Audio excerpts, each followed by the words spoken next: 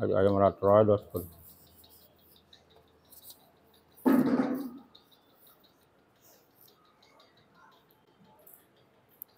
এই পরিচ্ছেদে মহাপ্রভুর জন্মলীলা, মহাপ্রভুর গারস্থ লীলা ইত্যাদি বর্ণনা হয়। আদি লীলায় হচ্ছে মহাপ্রভু গারস্থ লীলা।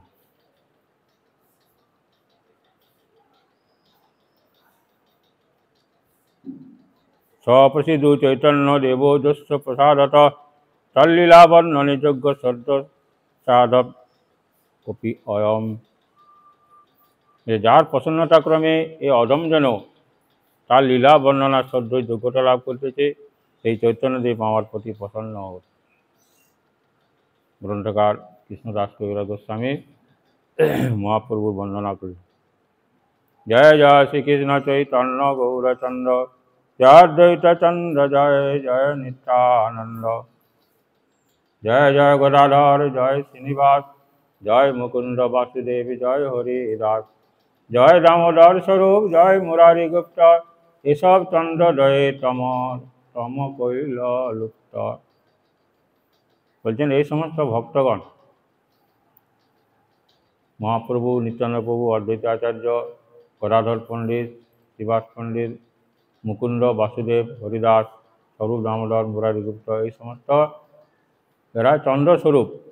চন্দ্র উঠলে যেমন রাতের অন্ধকার দূরীভূত হয়, এরকম এই সমস্ত ভক্তগণ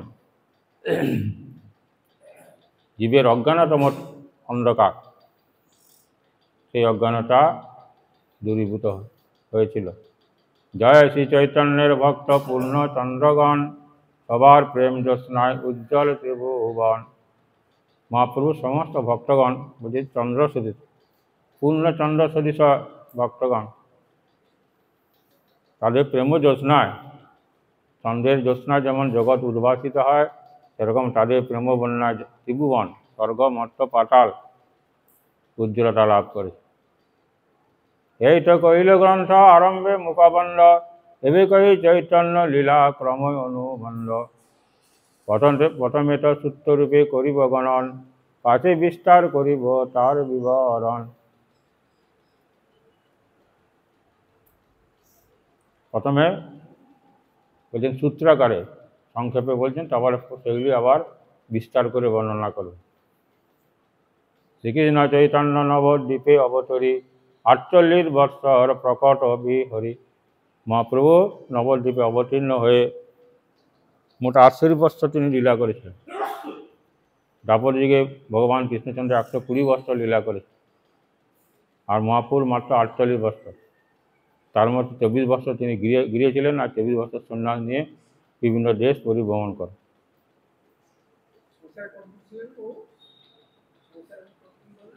24 বছর ওই সন্ন্যাস নিয়ে চলে গেলেন, তারপরে পুরী ধামে, বৃন্দাবন, বিভিন্ন জায়গায়, দক্ষিণ ভারত, উত্তর ভারত, পশ্চিম ভারত। 1460 শকে জন্মেরও প্রমাণ, 1460 শকাব্দে মহাপ্রভু আবির্ভাব। 1455 হইল অন্তর্ধান, আর 1455 তিনি অন্তর্ধান করেন। এই 48 বৎসর তিনি প্রকট লীলা করেন। 24 বৎসর প্রভু কইল গৃহবাস, 24 বছর তিনি গারস্থ লীলা, তার মধ্যে অধ্যয়ন লীলা, তারপরে তিনি যে টোল খুলেছেন ছাত্রছাত্রীকে পড়াতেন, ছাত্রদের সে সমস্ত লীলা, এবং তারপরে বিবাহ করেছেন সেভাবে গারস্থ লীলা, এবং সংসার কীরকম করতে হয় তিনি সেইভাবে আচরণ করে দেখিয়েছেন। আর শেষ 24 বছর তিনি সন্ন্যাস নিয়ে পুরীধামে চলে যান, সেখানে সন্ন্যাস লীলা অভিনয় করেন। 24 বছর শেষে করিয়া সন্ন্যাস, আর 24 বছর কইল নীলা চলে বাস। তাহলে 24 বছর তিনি গৃহের মধ্যে ছিলেন, গারস্থ লীলা করেছেন, সংসার, আর বাকি 24 বছর সন্ন্যাস নিয়ে বেশিরভাগ সময় পুরীধামে ছিল। তার মধ্যে 6 বছর গমনাগমন মানে এই 6 বছর তিনি কখনো উত্তর ভারত, কখনো দক্ষিণ ভারত, এইভাবে যাওয়া থাকে।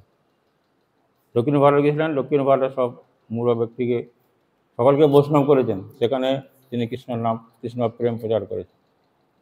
আবার বৃন্দাবন যে কাশী কাশীধাম গেছেন, বৃন্দাবন গেছেন, মথুরা গেছেন, বিভিন্ন জায়গা পরিক্রমা করে তিনি সেখানেও প্রেম প্রচার করেছেন। কবু দক্ষিণ, কবু গৌড়, কবু বৃন্দাবন, এই যে 6 বছর তিনি গমনাগমন করেছেন। কখনো দক্ষিণ দেশে গেছিলেন, আবার কখনো গৌড় দেশে বিভিন্ন জায়গা ভ্রমণ করেছেন, আবার কখনো বৃন্দাবন। 18 বছর রহিলা নীলাচলে, 24 বছরের মধ্যে 6 বছর যাতায়াত করেছেন বিভিন্ন জায়গায়, আর বাকি 18 বছর পুরীধামে ছিলেন। এই ওনার লীলার হিসাব। কৃষ্ণ প্রেম লীলা মেতে ভাসাল সকলে, 18 বছর তিনি যে পুরীধামে ছিলেন সকলকে কৃষ্ণ প্রেম প্রদান করেছেন। দ্বারস্থে প্রভু লীলা আদি লীলাখ্যান, মধ্য অন্ত নামে শেষ লীলার 2 নাম। আদি লীলা, এটি মহাপুর গারস্থ লীলাটি সব আদি লীলার মধ্যে বর্ণনা আছে। আদি লীলার মধ্যে প্রভুর যতেক চরিত, সূত্ররূপে মুরারি গুপ্ত করিলা গ্রথিত। প্রভুর মধ্য সেই লীলা স্বরূপ দামোদর, সূত্র করি গন্থিলেন গ্রন্থের ভিতর। আদি লীলাটি মুরারি গুপ্ত রচনা করেছেন, আর মধ্য সেই লীলা স্বরূপ দামোদর সূত্ররূপে গ্রন্থনা করেছেন। এই দুজনের সূত্র দেখিয়া শুনিয়া বর্ণনা করেন বৈষ্ণব ক্রম যে করিয়া। এতে সূত্রকারে যারা বিস্তার বর্ণনা করে নাই, সেই সূত্রকারে সেগুলির থেকে বৈষ্ণবগণ থেকে শুনে আরও অন্যান্য প্রমাণ জোগাড় করে এইসব গ্রন্থ, চৈতন্য চৈতামৃত আদি গ্রন্থ রচনা করেছে। বাল্য, পৌগণ্ড, কৈশোর, যৌবন 4 ভেদ, অতএব আদিখণ্ডে লীলা 4 ভেদ। মহাপ্রভু 4টা ভাগ, বাল্য, তারপরে প্রৌগণ্ড, তারপরে কৈশোর, তারপরে যৌবন। সর্বসৎ গুণ পূর্ণাং তাং বন্দে ফাল্গুন পূর্ণিমাম, যস্যাং শ্রীকৃষ্ণ চৈতন্য অবতীর্ণ কৃষ্ণ নাম অভি।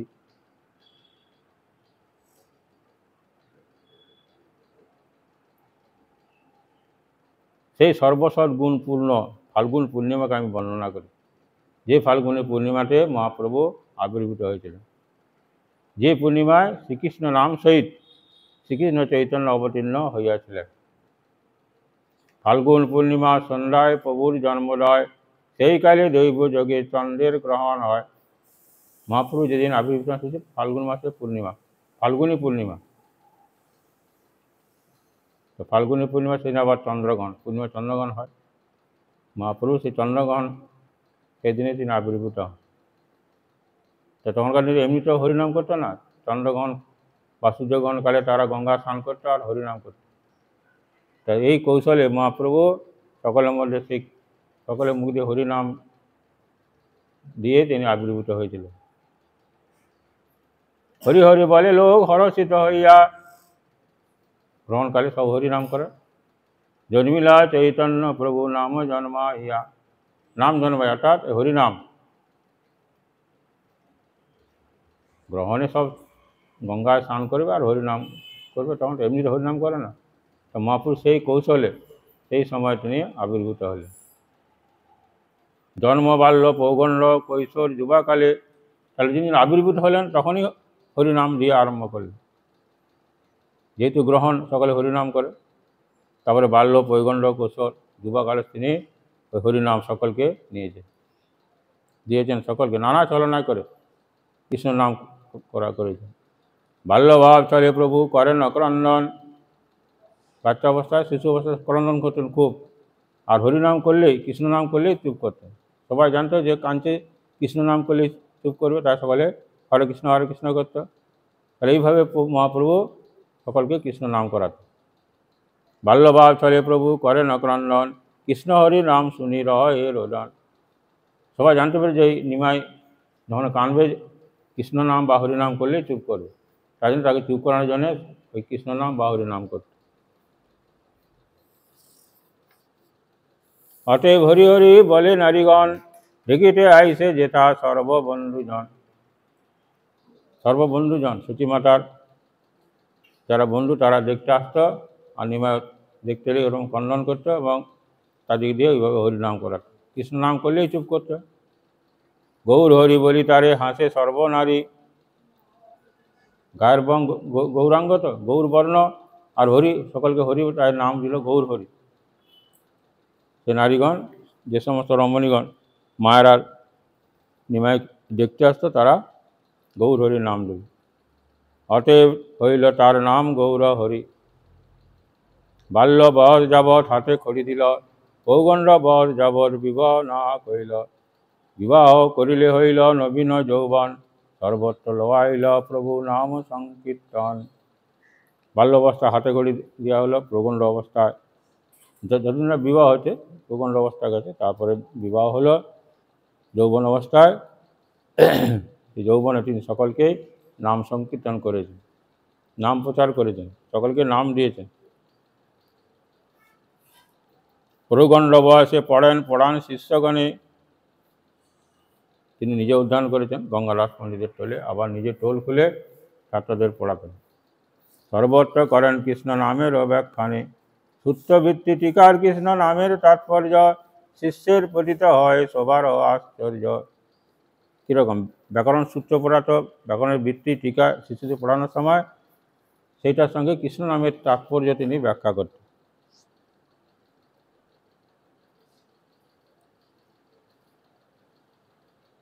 সেই শিক্ষাকে অবলম্বন করেই জীব গোস্বামী এই হরিনামামৃত ব্যাকরণ তিনি রচনা করেছেন। এই ব্যাকরণ অধ্যয়ন করলে জীবের শব্দ জ্ঞান হয় আর কৃষ্ণ ভক্তি দিতে হয়। হরিনামামৃত ব্যাকরণ।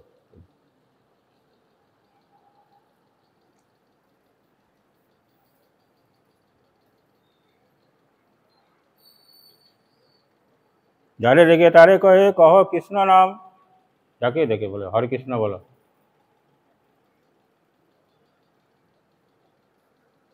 ভাষা কৃষ্ণ নামে ভাষা ইল নবদ্বীপ ধাম, নবদ্বীপ ধাম।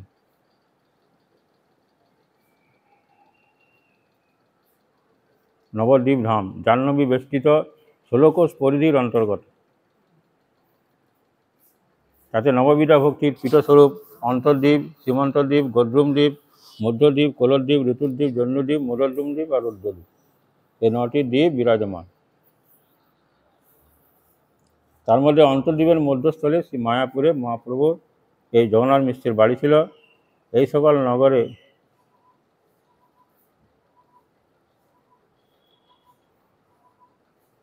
নগরে নগরে কীর্তন করিয়া প্রভু প্রেম ভক্তি দ্বারা ত্রিভুবন প্লাবিত করিলেন।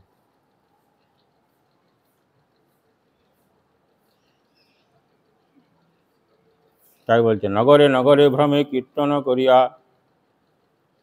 কিশোর বয়স থেকে কীর্তন আরম্ভ করি। কিশোর বয়সে আরম্ভিলা সংকীর্তন, রাত্রি দিনে প্রেমে নিত্য সঙ্গে ভক্তগণ।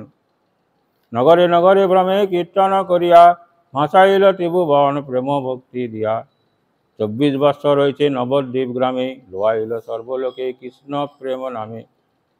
24 বৎসর তিনি যে গারস্থ লীলা করেছেন, এইভাবে তিনি হরিনাম সংকীর্তন করেছেন এবং সকলকে সে নাম করিয়েছেন। 24 বৎসর লীলা করিয়া সন্ন্যাস, অবস্থিত 24 বৎসর তিনি সন্ন্যাস নিয়ে পুরী ধামে চলে যান। ভক্তগণ লইয়া কইলা নীলাচলে বাস, তার মধ্যে নীলাচলে 6 বৎসর নিত্যগীত প্রেমভক্তি দান নিরন্তর। সেতুবন্ধ আর গৌর ব্যাপী বৃন্দাবন, প্রেম নাম প্রচারিয়া করিলা ভ্রমণ। 6 বৎসর তিনি গমনাগমন করেছেন, রামেশ্বরম থেকে আরম্ভ করে কন্যাকুমারী এবং এদিকে বৃন্দাবন, গৌড়দেশ, কাশী ধাম প্রভৃতি জায়গা তিনি ভ্রমণ করেছেন এবং প্রেম নাম প্রচার করেছেন। এই মধ্য লীলা নাম লীলা মুখ্য নাম। সেই যে 24 বৎসর, তার মধ্যে প্রথম 6 বৎসর যে লীলা সেটি মধ্যলীলা, আর শেষ 18 বৎসর যেটি লীলা সেটি হচ্ছে অন্তলীলা। তাহলে 3 ভাগে বিভক্ত। প্রথম 24 বৎসর তিনি যে গার্হস্থ লীলা করেছেন সেটি আদি লীলা। আদি 24 বৎসর থাকে, তার মধ্যে 6 বৎসর তিনি গমনাগমন করেছেন। সেই 6 বৎসর যে লীলা সেটি হচ্ছে মধ্যলীলা, আর বাকি শেষ 18 বৎসর সেটি অন্তলীলা। এই অন্তলীলার কথা বৃন্দাবন ঠাকুর তিনি রচনা করেন নাই, বা তাই বৃন্দাবনে আমরা আগে শ্রবণ করেছি। বৃন্দাবনের সকল বৈষ্ণবগণ মহাপুরুষের অন্তলীলা তারা শ্রবণ করতে বা জানতে ইচ্ছা করলে কৃষ্ণদাস কবিরাজ গোস্বামীকে দিয়ে সেই অবশিষ্ট লীলা রচনা করেন।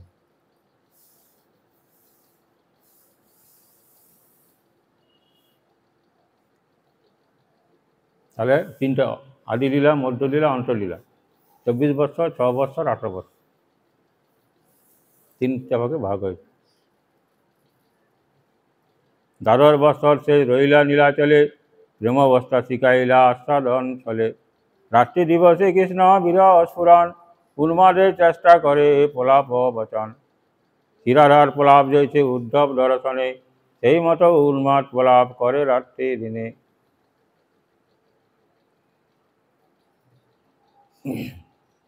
ভগবান কৃষ্ণচন্দ্র বৃন্দাবন ছেড়ে যখন মথুরায় চলে যান, তারপরে উদ্ধব এসেছিল তাদেরকে সান্ত্বনা দেবার জন্য। উদ্ধবকে দেখে রাধারানীর যেমন ভাব হয়েছিল, মহাপুরু সেরকম ভাবটি জাগত, সে মহাভাব।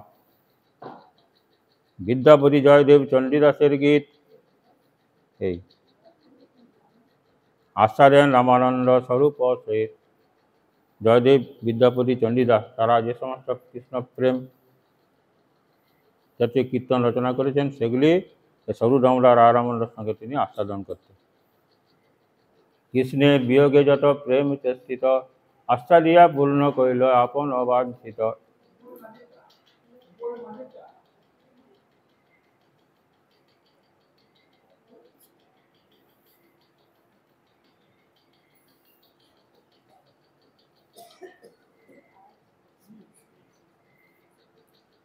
বলছেন কৃষ্ণের বিয়োগে যত প্রেম চেষ্টিত, কৃষ্ণের বিরহে রাধারানীর যেরকম ভাব হতো, রাধার প্রণয় মহিমা মহাপ্রভু ভগবান কৃষ্ণচন্দ্র আস্বাদন করতে চেয়েছেন, তো সেইটি তিনি এইভাবে আস্বাদন করে পূর্ণ করলেন। তার জন্য বলছেন কৃষ্ণের বিয়োগে যত প্রেম চেষ্টিত, কৃষ্ণের বিরহজনিত যে প্রেম রাধারানীর মধ্যে দেখা যেত, সেটি তিনি আস্বাদন করতে চেয়েছিলেন। এই গৌর অবতার করে তিনি সেটি আস্বাদন করলেন। আস্থা দিয়া পূর্ণ কইল আপন অবাঞ্ছিত। অনন্ত চৈতন্য লীলা ক্ষুদ্র জীব হইয়া, কেবল নিতে পারে তাহা বিস্তার করিয়া। চিত্ত করি গণি যদি আপনি অনন্ত, সহস্র বদনে তো নাই পায় অনন্ত। মহাপ্রভু লীলা হচ্ছে অনন্ত লীলা। অনন্তদেব সহস্র মুখে যদি কীর্তন করে, তাও তার শেষ পায় নাই পায় অন্ত। দামোদর স্বরূপার গুপ্ত মুরারি, মুখ্য মুখ্য লীলা সূত্রে লিখি আছে বিচারি। সেই অনুসারে লিখি লীলা সূত্রগণ, বিস্তারি বর্ণিয়াছেন তার দাস বৃন্দাবন। চৈতন্য লীলার ব্যাস দাস বৃন্দাবন, মধুর করিয়া লীলা করিলা রচন।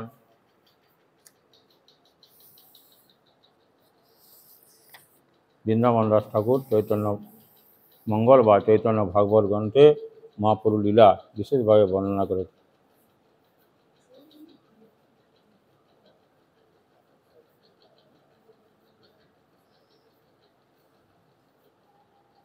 গ্রন্থ বিস্তার বয়ে ছাড়িলা যে যে স্থানে, সেই স্থানে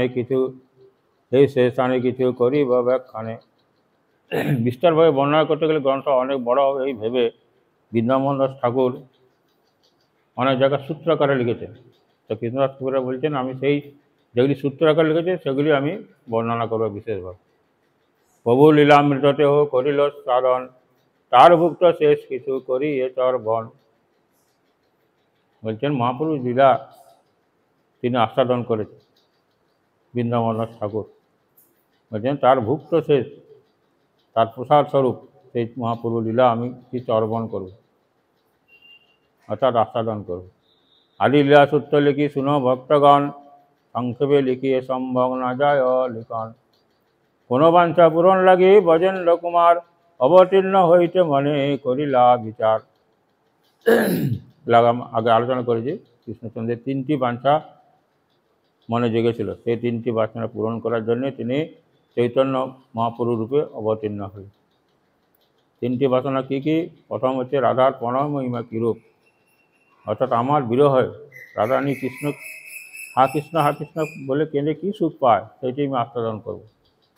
দ্বিতীয় ইচ্ছা হলো আমার যে রূপমাধুরী, যার দ্বারা সমস্ত জগৎ আকর্ষিত হয়, আমি সেটি আস্বাদন করব। সেটি কীরূপ? আর আমার সেই রূপ একমাত্র রাধারানী আস্বাদন করে। তা আমার সেই রূপ আস্বাদন করে রাধারানী কী সুখ পায়, আমি সেইটি আস্বাদন করব। তাই বলছেন কোনো বাঞ্ছা পূরণ লাগে ব্রজেন্দ্র কুমার, কোনো বাঞ্ছা তিনটি বাঞ্ছা, তিনটি তার ইচ্ছা দেখেছে। অবতীর্ণ হইতে মনে করিলা বিচার, আগে অবতারিল যে গুরু পরিবার, সংক্ষেপে কহিয়ে কহা না যায় বিস্তার। তা ভগবান যখন আবির্ভূত হন তার আগে তার গুরুবর্গকে পাঠান। সেরকম চৈতন্য মহাপ্রভু তার গুরুবর্গ শ্রী সচি জগন্নাথ, শ্রী মাধবপুরী, কেশব ভারতী আর ঈশ্বরপুরী, অদ্বৈত আচার্যার পণ্ডিত শ্রীবাস, আচার্য রত্ন বিদ্যানিধি ঠাকুর হরিদাস, শ্রীহট্ট নিবাসী শ্রী উপেন্দ্র মিশ্র নাম, বৈষ্ণব পণ্ডিতনী সদ্গুণ প্রধান। এই সমস্ত গুরুবর্গ আগে আবির্ভূত হল। সতী মাতা, জগন্নাথ মিশ্র, কেশব ভারতী, ঈশ্বরপুরী, অদ্বৈত আচার্য, শ্রীবাস পণ্ডিত, আচার্য রত্ন, বিদ্যানিধি, হরিদাস ঠাকুর, এরা সব।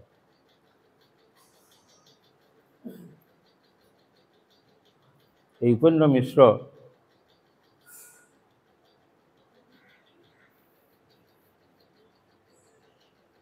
তার 7টি ছেলে ছিল। সপ্ত মিশ্র তার পুত্র, সপ্ত ঋষিশ্বর, কংসারী পরমানন্দ পদ্ম নাম সর্বেশ্বর, জগন্নাথ জনার্দন ত্রৈলোক্যনাথ, নদিয়াতে গঙ্গাবাস কৈলা জগন্নাথ।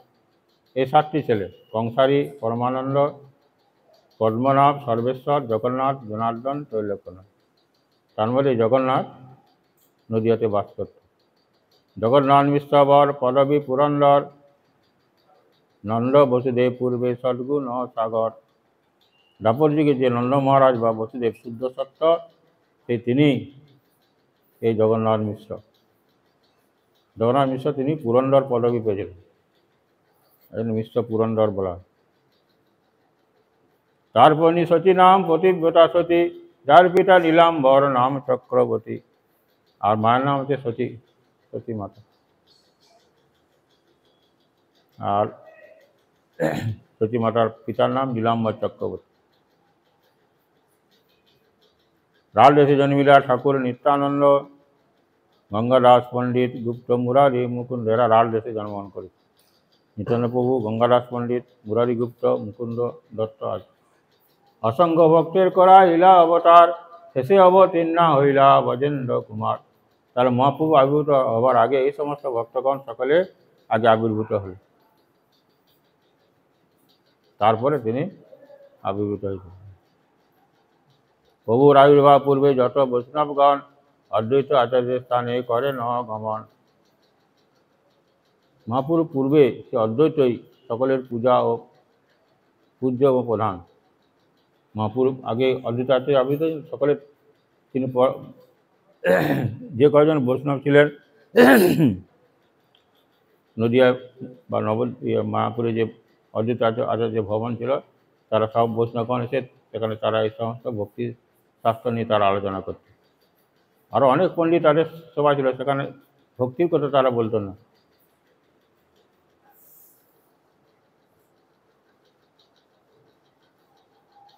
তো সেই সময় ভক্তগণ, এই যে বৈষ্ণবগণ সকলে অদ্বৈত আচার্যের কাছে যেত।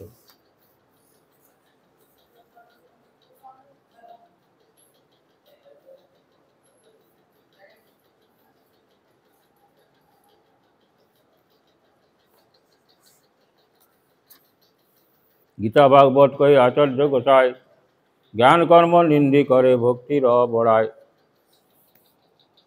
গীতা ভাগবতের মুখ্য তাৎপর্য যে কৃষ্ণ ভক্তি, সেটি অদ্বৈত আচার্য তিনি ব্যাখ্যা করতেন।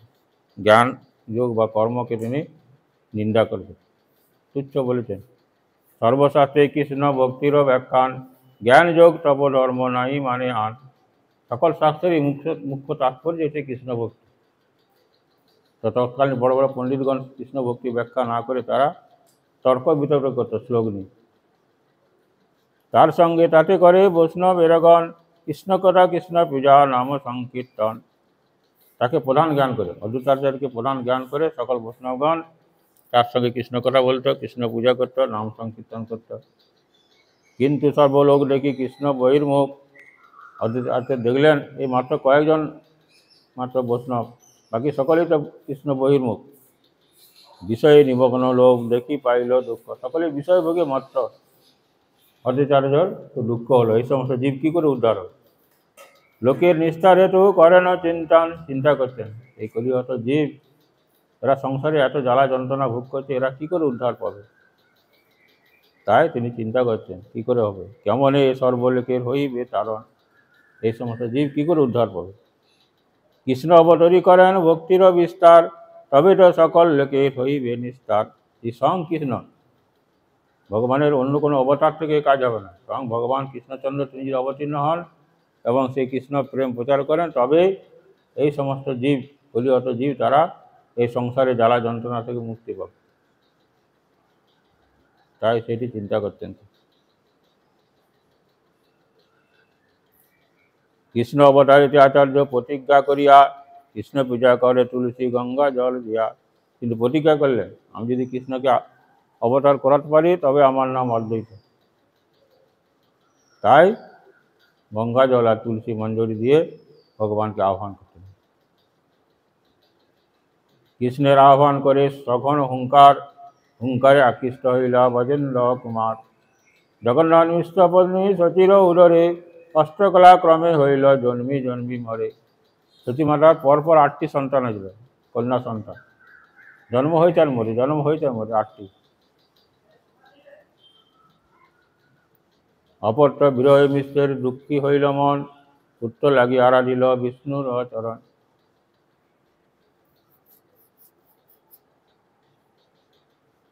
তখন শালগ্রাম শিলা ছিল সতী মাতাকে, যখন পূজা করতেন, পুত্র সন্তানের জন্য তিনি আরাধনা করবেন। 8টি কন্যা সব মরেছে, হয়েছে।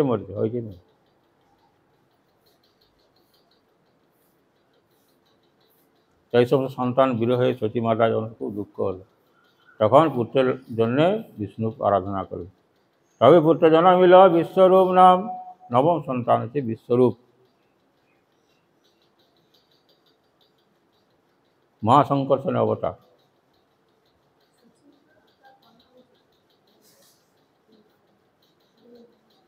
মহাগুণবান ও বলদেব ধাম, সেই বলদেবী তিনি এই বিশ্বরূপে জন্ম দিলেন।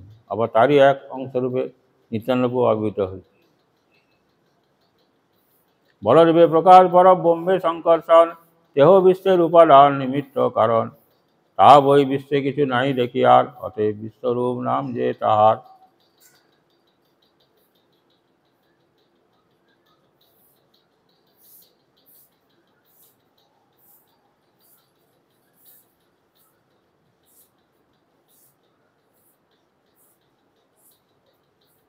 অতএব প্রভু তারে বলে বড় ভাই, কৃষ্ণ বলরাম দুই চৈতন্য নিতাই।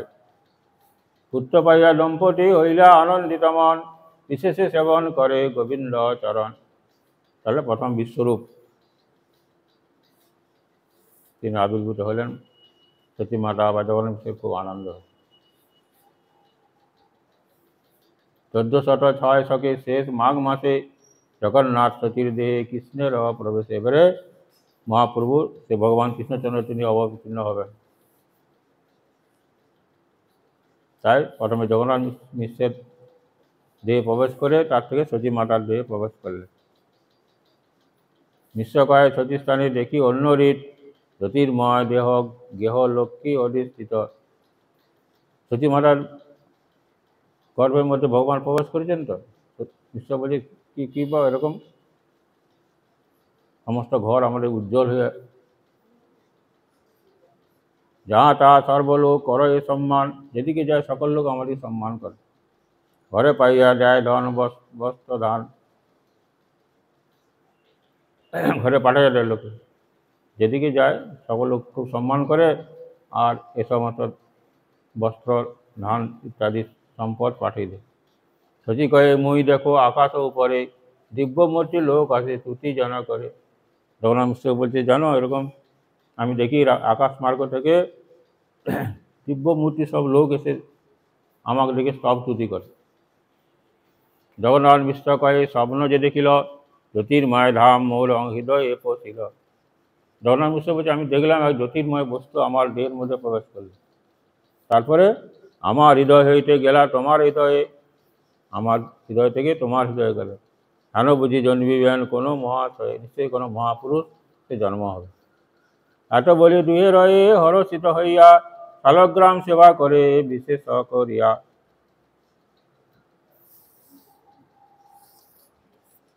শালগ্রাম পূজা করতে হইতে হইতে হইল গর্ভ 10 মাস, তথাপি ভূমিষ্ঠ নহে, মিশ্র রইল তার 13 মাস হইতে। 10 মাস জন্ম করুন, 13 মাস হয়েছে। চিন্তা করতে আবার সতী মাতার বাবা নীলাম্ব চক্রবর্তী জ্যোতিষী ছিল। তো বাবাকে বলছে, বাবা এরকম ব্যাপার, 13 মাস হয়ে গেল গর্ভ, আমার সন্তান হচ্ছে না, কি ব্যাপার? নীলাম্ব চক্রবর্তী কহিল গণিয়া, গণনা করে দেখতে এই মাসে পুত্র হবে, শুভক্ষণ পাইয়া। বলছে মা তুই চিন্তা করি না, এই মাসে শুভক্ষণে তোর সন্তান হবে। 1460 মাস যে ফাল্গুন, পূর্ণমাসীর সন্ধ্যাকালে হইল শুভক্ষণ। 1460 শকাব্দে ফাল্গুন পূর্ণিমার দিনে সন্ধ্যাবেলায় সেই শুভক্ষণে সিংহ রাশি, সিংহলগ্ন, উচ্চ গ্রহগণ, ষড়বর্গ, অষ্টবর্গ, সর্বসুলভক্ষণ। জ্যোতিষশাস্ত্রে এই সমস্ত লক্ষণ সেসব দেখে অকলঙ্ক গৌরচন্দ্র দিলা দর্শন, সকলঙ্ক চন্দ্রে আর কোন প্রয়োজন।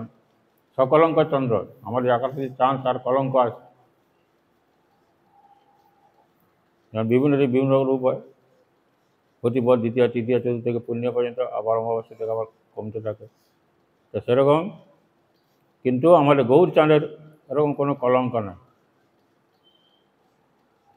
তাছে অকলঙ্ক গৌরচন্দ্র চাঁদ আমাদের আবির্ভূত হয়েছে। আর এই সকলঙ্ক চন্দ্র আমাদের কী প্রয়োজন আছে? এত জানি চন্দ্রে রাহু করিলা গ্রহণ, কৃষ্ণ কৃষ্ণ হরিনামে ভাসে ত্রিভুবন। কিন্তু চন্দ্রগ্রহণ, রাহু গ্রাস করেছে চন্দ্রকে, আর সে গ্রহণ উপলক্ষে সকলে হরিনাম করছে। জয় জয় ধ্বনি হইল সকল ভুবন, চমৎকার হইয়া লোক ভাবে মনে মন। জগৎ ভরিয়া লোক বলে হরি হরি, সেইখানে গৌর কৃষ্ণ ভূমে অবতরী। কীরকম? জীবের হরিনাম গ্রহণ কালে প্রভুর অবতার, তার গ্রহণ উপলক্ষে সব হরিনাম করছিল, আর সেই উপলক্ষে সেইভাবে সেই তখনই মহাপ্রভু আবির্ভূত হয়েছে।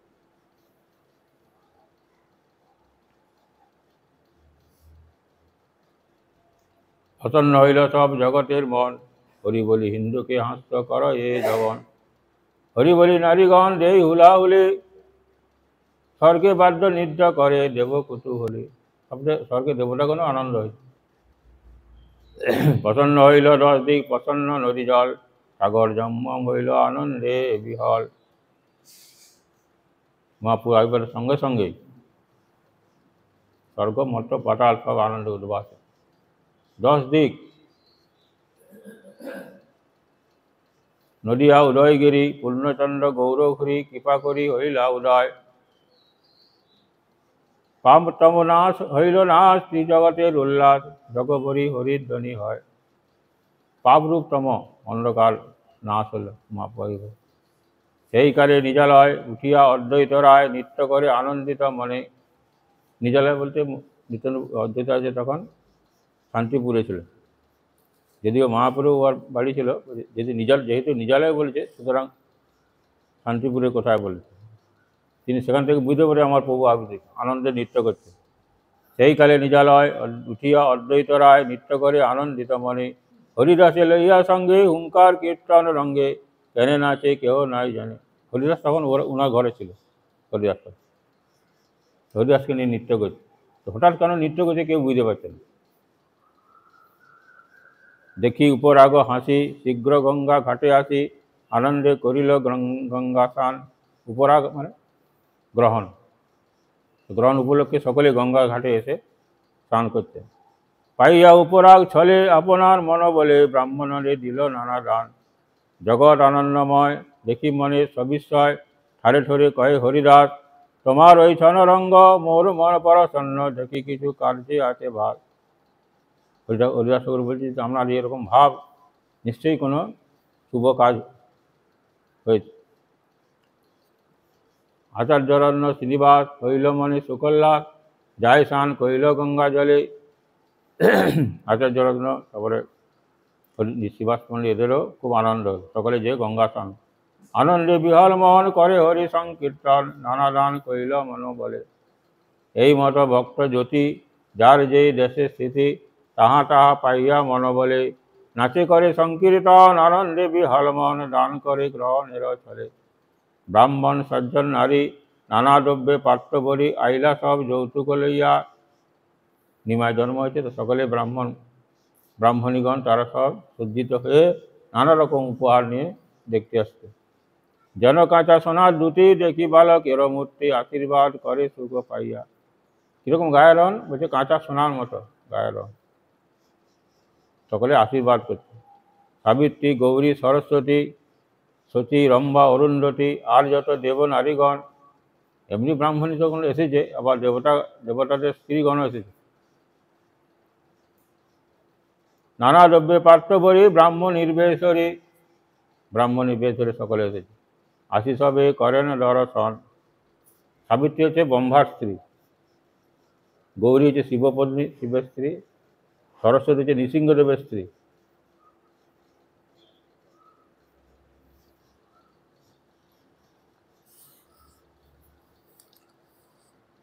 আর সতী হচ্ছে ইন্দ্রের স্ত্রী, রম্ভা স্বর্গের নর্তকী, অরুন্ধতী হচ্ছে বশিষ্ঠের।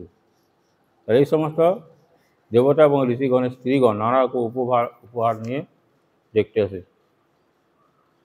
অন্তরিকে দেবগণ, সিদ্ধ গন্ধর্ব চারণ, শ্রুতি নৃত্য করে বাদ্যগীত। নর্তক বাদক ভর, নবদ্বীপে যার নাট, সবে আসি নাচে পাইয়া ভিত। কেবা আসে কেবা যায়, কেবা নাচে কেবা গায়, সম্ভালিতে নারে কারো বল। খণ্ডিলেক দুঃখ শোক, প্রমোদপুর ইতলোক, মিশ্র হইলা আনন্দে বিহল। দেবতাগণ অন্তরিক্ষ থেকে তারা আনন্দ প্রকাশ নৃত্য গীত করছে।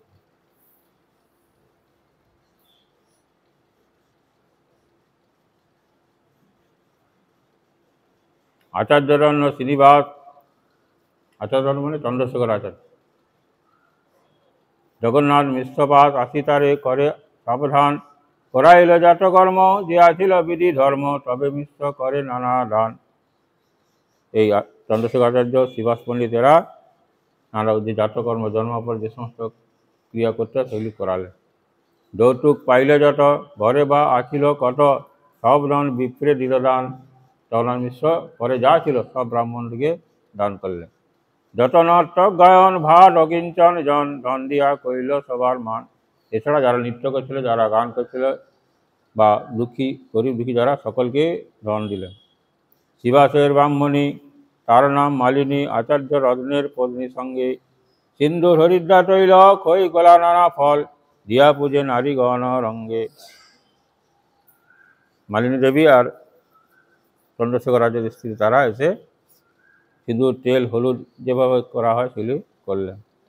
অদ্বৈত আচার্য ভার্যা, জগৎ পতিতা আর্যা, তার নাম সীতা ঠাকুরানী। আচার্যের আজ্ঞা পাইয়া গেলা উপহার লইয়া, দেখিতে বালক শিরোমণি। অদ্বৈতাচার্যের স্ত্রী সীতা ঠাকুরানী, তিনিও এসছে। প্রভু জন্মদিবসের পরে একদিন অদ্বৈতপুর অনুমতি পেয়ে তার স্ত্রী সীতা দেবী উপহার লইয়া শান্তিপুর হইতে নবদ্বীপে সেতু দর্শন আসলেন, নিমাইকে দেখতে এলেন। যদিও তৎকালে অদ্বৈত প্রভু নবদ্বীপে গিয়েছিল, তথাপি নিজালয় উল্লেখ থাকায় তার শান্তিপুরে বাড়ি বুঝিতে হইবে। সুবর্ণের কড়ি বৌলি, রজত মুদ্রা পাশুলি, সুবর্ণের অঙ্গদ কঙ্কন, এই সমস্ত অলঙ্কার। দুবাহুতে দিব্য শঙ্খ, রজতের মলবন্ধ বঙ্ক, সুবর্ণ মুদ্রার নানা হারগণ। ব্রাহ্মণক হেমজড়ি, কটিপট্ট সুত ডরি, হস্তপদের যত আবরণ। চিত্তবর্ণ পট্টশাড়ি, বুনিপোটা পটলারি, স্বর্ণরূপ মুদ্রা বহু ধন। এ সমস্ত অলঙ্কার কথা বলা চাই। দুর্বাধান্য গোরচন, হরিদ্রা কুমকুম চন্দন, মঙ্গল দ্রব্য পাত্র ভরিয়া। বহুগুপ্ত দোলা বস্ত্রগুপ্ত দোলা চড়ি, সঙ্গে লইয়া দাসী চড়ি, বস্ত্রালঙ্কার পেটারি ভরিয়া। ভক্ষ ভোজ্য উপহার, সঙ্গে লইল বহুবার, সতীগিরি হইল উপনীত। দেখিয়া বালক ধাম, সাক্ষাৎ গোকুলকান, বর্ণমাত্র দেখি বিপরীত। নিমাইকে দেখে বলছে সাক্ষাৎ সেই ব্রজেন্দ্র নন্দন, কিন্তু রঙটা আলাদা, ওর রং কালো আর এতে সুবর্ণ বর্ণ।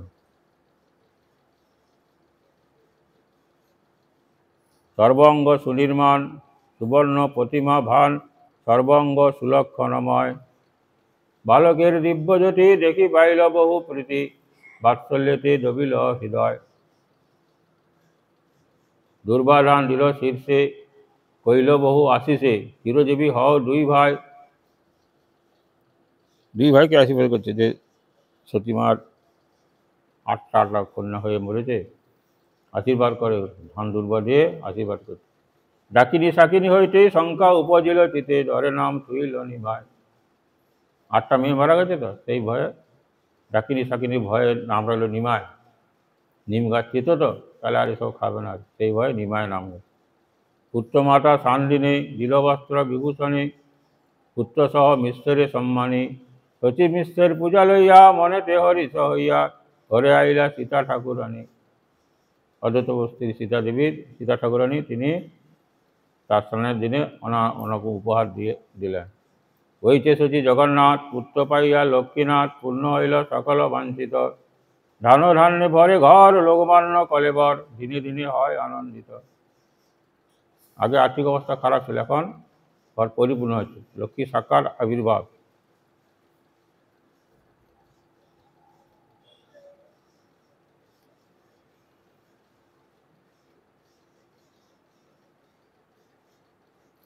ডাকিনী শাকিনী কী জিনিস এখানে বলছে, পার্বতী এবং মহেশের সহবর্তিনী স্ত্রীজনী প্রাপ্ত অশুভ কারণী প্রেতজনী বিশেষ, শিবের সঙ্গে থাকে এরা। এই সকল অপদেবতা পবিত্র নিম্ববৃক্ষে যাইতে পারে না, এই জন্য নাম রাখলেন নিমা। মিশ্র বৈষ্ণব শান্ত অলম্পট শুদ্ধ দান্ত, ধন ভোগে নাই অভিমান। পুত্রের প্রভাবে যত ধন আছে মিলে তত, বিষ্ণুপ্রীতি দিজে দান দান। এত যে ধন সম্পত্তি আসছে, তিনি ছেলের যাতে মঙ্গল হয় এই জন্য ব্রাহ্মণ দিকে সেসব দান করে। লগ্নগণী হরসমতি নীলাম্বর চক্রবর্তী, গুপ্তে কিছু করিল মিস্ত্রে। মহাপুরুষের চিহ্ন লগ্নে অঙ্গে ভিন্ন ভিন্ন, দেখি এই তারই সংসারে। নীলাম্বর চক্রবর্তী জগন্নাথ মিশ্রকে বলছেন, তোমার ছেলের যা সব চিহ্ন দেখছি, এগুলো মহাপুরুষের চিহ্ন, সংসারে সকলকে উদ্ধার করবে। হয়েছে প্রভু শচী ঘরে, কৃপায় কইল অবতারে, যেই ইয়া করো এ শ্রবণ। গৌরপ্রভু রাময় হয়ে তারে হয়েন সদয়, সেই পায় তাহার চরণ। পাইয়া মনুষ্য জন্ম, যে না শুনে গৌরগুণ, হেন জন্ম তার ব্যর্থ হইল। পাইয়া অমৃত ধ্বনি, পিয়ে বিষগর্ত পানি, জন্মিয়া সে কেন নাই মরিল। যে মনুষ্য জন্ম পেয়ে যে মহাপুরুষ কথা না শ্রবণ করে, বলছে তার জন্মই মরা ভালো ছিল। বিজয়তন নিত্যানন্দ আচার্য অদ্বৈত চন্দ্র, স্বরূপ রূপ রঘুনাথ দাস। ইহা সবার শ্রীচরণ, শিরে বন্যী নিজরণ, জন্মলীলা গাইল কৃষ্ণরাস। এইখানে রইল গ্রন্থ অমৃত লহরী, বরণ ভরিয়া সবে বল নিতাই গৌর হরি হরি। বাঞ্ছা কল্পতরু হস্ত কৃপা সিন্ধু ভয়, পতিতানাং পাবনেভ্যো বৈষ্ণবেভ্যো নমো নমঃ।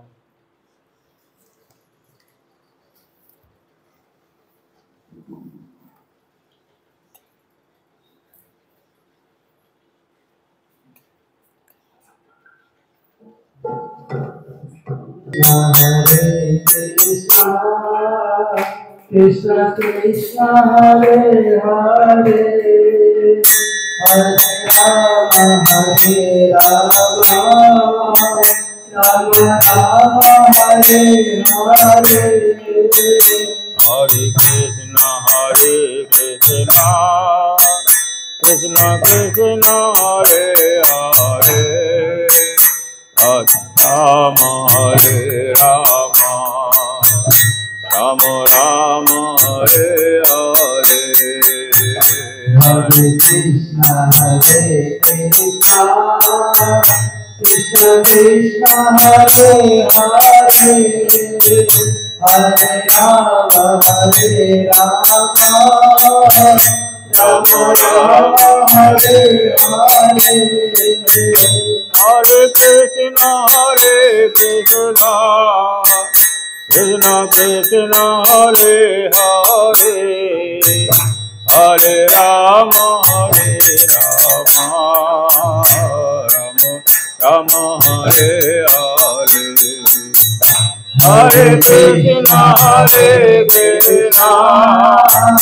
कृष्ण कृष्ण हरे हरे हरे राम राम राम हरे हरे हरे कृष्ण कृष्ण कृष्ण हरे हरे हरे राम राम राम हरे हरे हरे कृष्ण कृष्ण कृष्ण हरे हरे हरे राम राम राम हरे हरे जय गौर हरि बोल हरि बोल हरि बोल हरि बोल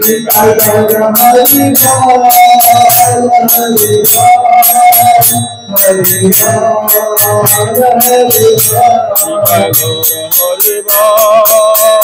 हरि बोल हरि बोल हरि बोल हरि बोल